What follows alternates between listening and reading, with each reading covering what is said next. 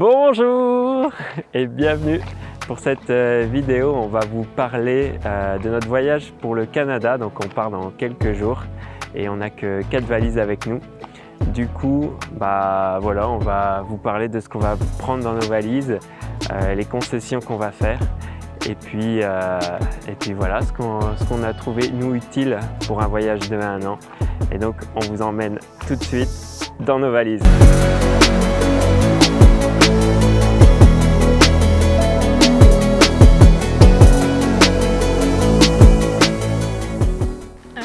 On a 4 valises en soute plus 2 bagages à main. On a droit à 23 kg pour chaque valise. Alors donc on va prendre tout ce qui est casserole, aussi la passoire, et aussi tout ce qui est couteau pour éplucher, les fourchettes pour mélanger, je sais pas comment ça s'appelle. Et du coup pourquoi on fait ça? Parce que notre appartement ne sera pas meublé. Et du coup, on va essayer au moins pour quand on arrive, d'avoir quelque chose quand même pour cuisiner. Ainsi, on va aussi prendre les maniques pour les fours. Pour préparer quoi? Pour préparer une chouette lasagne au four. Alors on prend avec nous aussi 2 multiprises et on a 2 prises adaptatrices. Je sais pas si on dit ça comme ça. Pour le Canada, en fait, du Canada vers l'Europe, pour qu'on puisse avoir de l'électricité quand on arrive, parce que sinon on sera sans électricité. Donc on a nos deux rallonges ici, les adaptateurs sont déjà dans le sac. Et on a fait le choix d'acheter ces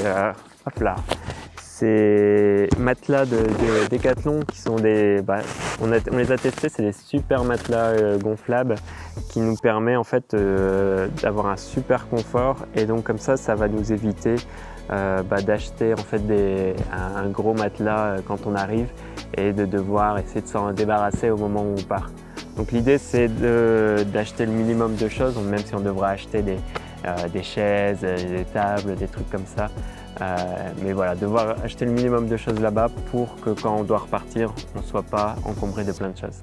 Donc là, on est plutôt sur mes affaires personnelles. Donc voilà, on part au Canada donc avec des températures qui peuvent aller à moins 30 en plein hiver.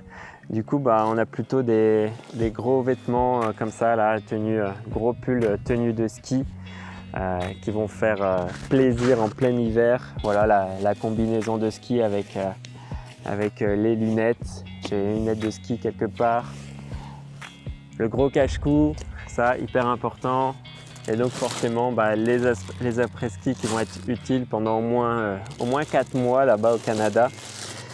Et voilà, après c'est les affaires personnelles, les habits, t-shirts qu'on doit prendre en conséquence quand même pour avoir bien chaud. Des particuliers, comme une vraie italienne, j'ai pris la manca pour les cafés. Très importante, bien sûr, et les Belges comprendront les Digipass pour lire la carte d'identité. Et pour pouvoir faire les impôts. Voilà, pensez aux impôts même quand on est au Canada. Ok, alors ici on est devant mon sac à dos de bagages à main, donc celui que je vais pouvoir prendre avec moi dans l'avion. Et donc là on va retrouver tout mon matériel informatique et pour faire des vidéos, pouvoir continuer mon activité en fait depuis le Canada. Et donc qu'est-ce qu'on va retrouver dedans? Il y a le micro-cravate que j'ai, il y a 2 caméras, il y a la caméra, il y a la petite caméra de bureau qui permet faire les lives ou les directs ou les vidéos directement dans les studios. Donc ça c'est les 2 caméras normales. Il y a le micro Rode, donc pour enregistrer les vidéos en intérieur. Voilà, des câbles. Il y a le trépied, normal pour l'extérieur ou pour supporter une deuxième caméra en intérieur. Puis là ici on est sur la lampe. Donc on est sur la lampe pour avoir une bonne luminosité quand on fait des vidéos en intérieur. Et donc il y a le trépied qui permet de tenir la lampe et là ici le trépied qui permet de tenir le micro Rode que je vous ai montré juste avant. Et donc voilà, ça fait beaucoup de matériel informatique à prendre, mais qui va être nécessaire pour faire les vidéos. Et puis je prends aussi, en tout cas je vais essayer de prendre dans mes bagages, on va voir si ça rentre, le Zafu pour faire de la méditation et le tapis de yoga pour pouvoir faire du yoga. Et donc voilà, en espérant que tout va rentrer dans nos valises, et ça, c'est pas gagné.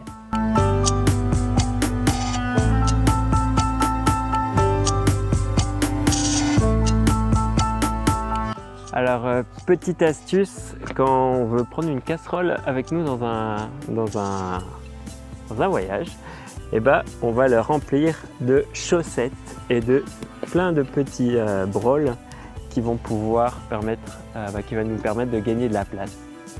Donc voilà, petite astuce au passage. Est-ce que brol, c'est français ou c'est belge? C'est un terme belge, donc le bazar, les petites choses, les petits trucs qui servent à rien.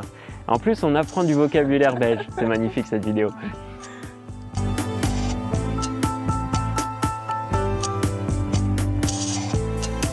C'est le moment du verdict, on va peser les valises. Alors ça, moi ça fait 61. 61. 61. Tu vois pas? Tu vois? Alors. C'est combien? On est à moins de 80, donc c'est bon. Hop. On est à 22 kilos. Tac. On est à juste en dessous de 23 kilos. Ouais. Un peu juste, hein, celle-là. Juste. Celle-là. On est sur 20 kilos. Oh! Wow! 20 kilos, donc c'est bon. On est bon!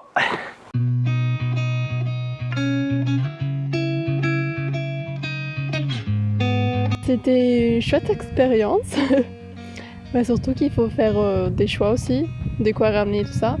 Personnellement, j'utilisais la technique en mode qu'est-ce que j'utilise au moins pour ce qui est tout habillé, au moins que j'utilise au moins une fois par semaine. Voilà, quand c'est l'été, pas de ce qui est pile tout ça. Mais en général, voilà, qu'est-ce que j'utilise le plus souvent et tout. Et en fait, ça m'a permis de faire beaucoup de tri en fait. Et que j'ai pas besoin de tous mes habits, donc je pense que je vais m'en débarrasser un peu après. Et aussi pour tout ce qui est cuisine et tout ça, on utilise un peu la même technique de qu'est-ce qu'on utilise le plus souvent et tout ça. C'est vrai qu'il y a une vraie réflexion de qu'est-ce qui est utile en fait dans notre quotidien. Et donc on a dû tout mettre de côté, les choses qui ne sont pas utiles.